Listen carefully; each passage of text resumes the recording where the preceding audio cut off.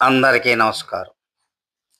మనిషి జీవన ప్రయాణంలో అనేక మజిలీలు ఉంటాయి. ప్రతి మజిలీ ఓ చక్కటి అనుభవమే. ప్రతి అనుభవం మరో మజిలీలో సరికొత్త అనుభవం పొందేందుకు వచ్చిన అవకాశమే. వస్తున్న అనుభవాలకు కృతజ్ఞతలు తెలుపుతూ రాబోయే మజిలీకి స్వాగతం చెప్పడమే జీవితం. ఈరోజు అవధూత అంటే ఎవరు? సన్యాసి అంటే ఎవరు? మన ఈ ఆధ్యాత్మిక ప్రయాణంలో తప్పక తెలుసుకోవలసిన స్థితులు ఈ రెండు. అవధూత అంటే కోటికి ఒక్కరు మాత్రమే ఉంటారు. ఈ ఎక్కడో ఈ ఎప్పుడో ఈ అమరపాటుగా వచ్చి వెళ్ళిపోతూ ఉంటారు. అవధూతల గురించి తెలుసుకుపోయే ముందు సన్యాసం గురించి తెలుసుకోవాలి. సన్యాసం 4 రకాలు. ఒకటే వైరాగ్య సన్యాసం. వ్యర్థమైన విషయం వినడం, చూడటం పై ఆసక్తి తగ్గిపోతుంది. ప్రత్యేకించి ఇది ఇష్టం, అది ఇష్టం లేదు అనే భావనే ఉండదు. అన్ని విషయాలపై మెల్లగా అనాసక్తి మొదలవుతుంది. జ్ఞాన సన్యాసం. సత్సాంగత్యం ద్వారా లౌకిక వాంఛలు తగ్గిపోయి సత్య అసత్య విచక్షణతో జ్ఞానంతో నిత్యం కర్మలు ఆచరిస్తూ ఏదీ తనకు అంటకుండా వసిస్తూ ఉంటాడు. అది జ్ఞాన సన్యాసం. ఇక జ్ఞాన వైరాగ్య సన్యాసం. సాధన ద్వారా ధ్యానం ద్వారా అభ్యసించి తనకు తాను అన్వయించుకుని నిత్య ఆనంద స్థితిలో జీవిస్తాడు. ఇక ఆఖరుగా కర్మ సన్యాసం. బ్రహ్మచర్యం, గృహస్థ, వానప్రస్థ, ఆశ్రమ ధర్మాలు నిర్వహిస్తూనే ఫలితాన్ని ఆశించక కర్మలు చేస్తూ వెళ్ళిపోతూ ఉంటారు. ఇక ఈ సన్యాసులు 6 రకాలుగా ఉంటారు. ఒకటి కుటిచకుడు. శిఖ, యజ్ఞోపవేతం, దండ కమండలాలు ధరించి సంచారం చేయకుండా భక్తి మార్గంలో వసిస్తూ అల్పాహారం తీసుకుంటూ ఉంటారు. 2 బహుదకుడు. ఇతను రోజుకి 8 ముద్దలు ఆహారం తీసుకుంటూ నిత్యం సాధన చేస్తూ ఉంటారు. 3వది హంస. ఇతను జడధారి అయి కౌపీనం ధరించి ఉంటారు. పరమహంస.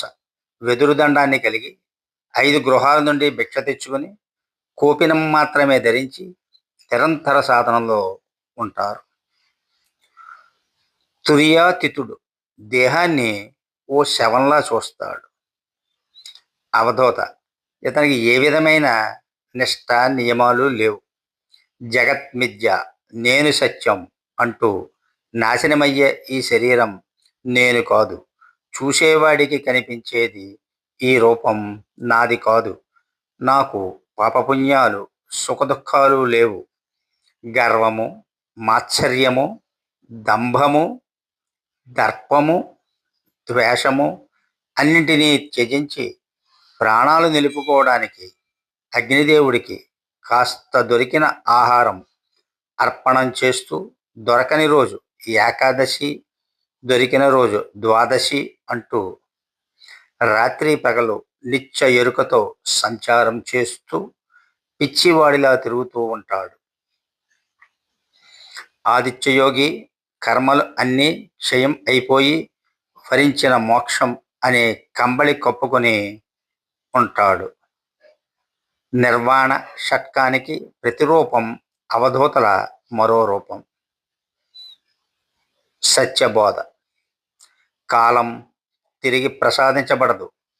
ఈ మానవ జన్మ అనేది దేవతలు కూడా కోరుకునే అపూర్వ సాధన భూమి. ఇలాంటి లోకోత్తర యాత్రలో నటన అనే అసత్యమాయకు స్థానం ఇవ్వడం ఆత్మసాధనకు మహావిఘాతం. అసత్యంలో ప్రవహించే వారి దుస్సాంగత్యం నీలో తెలియకుండానే ద్వంద్వ చిత్తాన్ని, అవివేకాన్ని కపట ప్రవృత్తిని నాటుతుంది. ఒక్కసారి హృదయం అసత్యపు స్థితికి అలవాటు పడితే సుకృత బీజాలు క్షీణించి సంచిత కర్మ మరింత బలాన్ని పొంది అనేక జన్మలకు విత్తనమవుతుంది. ఆధ్యాత్మిక మార్గం అనేది శుద్ధ సత్య నదీ ప్రవాహం. ఈ ప్రవాహంలో కపటం, నటన, పై ప్రవర్తన వంటి అపవాహనాలు ఒక్క క్షణం కూడా నిలదొక్కుకోలేవు. సత్యాన్వేషణే ఈ యాత్రకు దిక్సూచి. నిష్కపటతే రక్షణ కవచం, అంతర్ముఖతే మూలాధారం. అందువల్ల నటనలో జీవించే వారి మార్గం నుండి వినయంతో దూరంగా ఉండాలి. ఎందుకంటే అసత్య సంగతి అనేది మనసుని నెమ్మదిగా కుళ్ళగొట్టే విషవాయువు వంటిది. మన జన్మ సాఫల్యం, మన ఆత్మయాత్ర, మన సుకృత సంపద, ఇవే అన్నీ సంరక్షింపబడేది సత్య సంభాషణ, హృదయ పవిత్రత, నిజాయితీ అనుసరణలోనే ఉండాలి.